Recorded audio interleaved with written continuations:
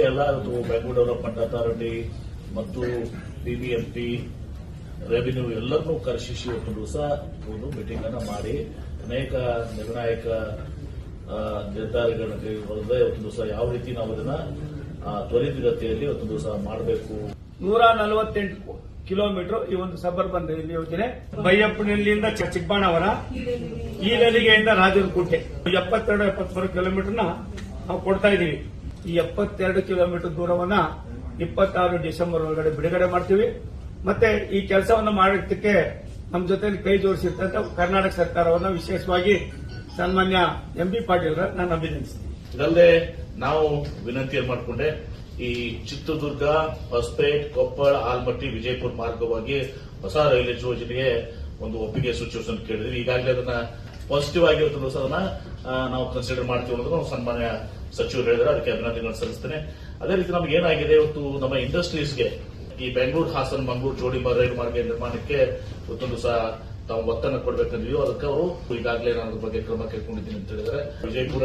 ಬೆಂಗಳೂರು ವಿಜಯಪುರ ನಡುವಿನ ರೈಲು ಪ್ರಯಾಣ ಸಣ್ಣ ಪುಟ್ಟ ಬದಲಾವಣೆ 14 ಗಂಟೆಯಿಂದ 10 ಗಂಟೆ ಕಳಿಸಲಿಕ್ಕೆ ಮತ್ತು ಅದೇ ಒಂದೇ ಭಾರತ ಟ್ರೈನ್ ಅನ್ನು ಕೂಡ ಅಥವಾ ಎಕ್ಸ್ಟೆಂಡ್ ಮಾಡಿ ಅಂತ ಹೇಳಿ ವಿನಂತಿಯನ್ನು ಮಾಡ್ಕೊಂಡಿದ್ದೀನಿ. ಮತ್ತು ಧಾರವಾಡ, ಕಿತ್ತೂರು ನಡುವಕ್ಕೆ ಒಂದು ಸಹ ಏನು ಬೆಳಗಾವಿಗೂ ಕೂಡ ಸ್ವಲ್ಪ ಭೂಸ್ವಾಧೀನ ಸಮಸ್ಯೆ ಇತ್ತು, ಅದನ್ನು ಕೂಡ ಈಗ ಪರಿಹಾರ ಇದಕ್ಕೆ ಒಂದು ಹೊಸದು ಬಂದಿದೆ. ಅದನ್ನು ಆದಷ್ಟು ಬೇಗ ಭೂಮಿಯನ್ನ ನಾವು ಅವ್ರಿಗೆ ಕೊಡುತ್ತೇವೆ. ಈಗ ಹುಬ್ಬಳ್ಳಿ ಅಂಕೋಲ ಲೈನ್ ಅನ್ನು ಕೂಡ ಮಾಡಿದ್ರೆ ಒಂದ್ ಕಡೆ ಹಾಸನ್ ಮಂಗಳೂರು ದಿನ ಆಗುತ್ತೆ, ಇನ್ನೊಂದು ಮಂಗಳೂರು ಮೂಲಕ, ಇನ್ನೊಂದು ಇದು ಕಾರವಾರ ಮೂಲಕ ಉತ್ತರ ಕನ್ನಡ 2 ಪೋರ್ಟ್ಸ್ ನಮಗೆ ಕನೆಕ್ಟಿವಿಟಿ ಆಯ್ತಂದ್ರೆ ರಾಜ್ಯದ ಕೈಗಾರಿಕೆಗೆ ಇದಕ್ಕೆ ಬಹಳ ಅನುಕೂಲ ಆಗ್ತದೆ. ಅದಕ್ಕೆ ನಾನು ಅವೆರಡನ್ನೂ ಕೂಡ ಬಹಳ ಸಹಾನುಭೂತಿಯಿಂದ ಬಹಳಷ್ಟು ಕಾಳಜಿಯನ್ನ, ಬದ್ಧತೆಯನ್ನ ನಮ್ಮ ಸಚಿವರು ಸಹಕಾರವನ್ನ ತಂದುಕೊಡ್ಲಿಕ್ಕೆ ಹೇಳಿದರು. ಒಂದೇ ಭಾರತ ಎಕ್ಸ್ಪ್ರೆಸ್ ರೈಲುಗಳನ್ನ ಓಡಾಟವನ್ನು ಮತ್ತಷ್ಟು ಹೆಚ್ಚಿಗೆ ಮಾಡಕ್ಕಂತ ಒಂದು ವಿನಂತಿಯನ್ನ ಕೂಡ ಮಾಡಿದ್ದೇನೆ. 10 ಟ್ರೈನ್ಗಳನ್ನ 15ನೇ ತಾರೀಕು ರಾಷ್ಟ್ರದ ಪ್ರಧಾನಿಗಳು ಜಮ್ಶೆಡ್ಪುರದಿಂದ ಲೋಕಾರ್ಪಣೆ ಮಾಡುವಾಗ ಒಂದು ಟ್ರೈನು ಮೇ ಬಿ ಎಲ್ಲಿಂದ ಇನ್ನು ಪೂರ್ತಿ ಆಗಿಲ್ಲ. ಅದು ನನಗನಿಸ್ತದೆ ಕೈಗಾರಿಕಾ ಸಚಿವರು ಜಿಲ್ಲೆಗೆ ಹೋದು ಆಶ್ಚರ್ಯ ಪಡಬೇಕಾಗಿಲ್ಲ.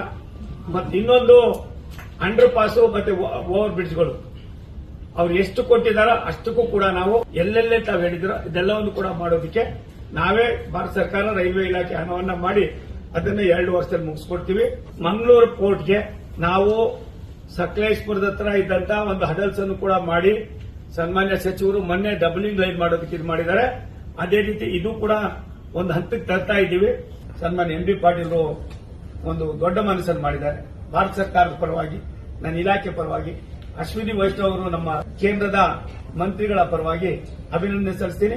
ಅದರೊಳಗೂ ವಿಶೇಷವಾಗಿ ತಾವು ಏನ್ ಕೊಟ್ಟಿದ್ದೀರಿ, ನಿಮ್ಮೆಲ್ಲ ಅವಶ್ಯಕತೆಗಳನ್ನ ಒಟ್ಟಾಗಿ ಸೇರಿ ಇಬ್ಬರು ಸೇರಿ ಕೆಲಸ ಮಾಡಿ ಅದು ಜನರ ಮೆಚ್ಚುಗೆಗೆ ನಿಮ್ಮ ಒಂದು ಕೊಡುಗೆಯನ್ನು ನೀವು ಇರ್ತಕ್ಕಂಥ ದೂರದೃಷ್ಟಿಯನ್ನ ನನಗೂ ಕೂಡ ಹಂಚಿಕೊಳ್ಳೋದಕ್ಕೆ ಅವಕಾಶ ಮಾಡಿಕೊಟ್ಟಿದ್ದೀರಿ. ಅಭಿನಂದನೆ.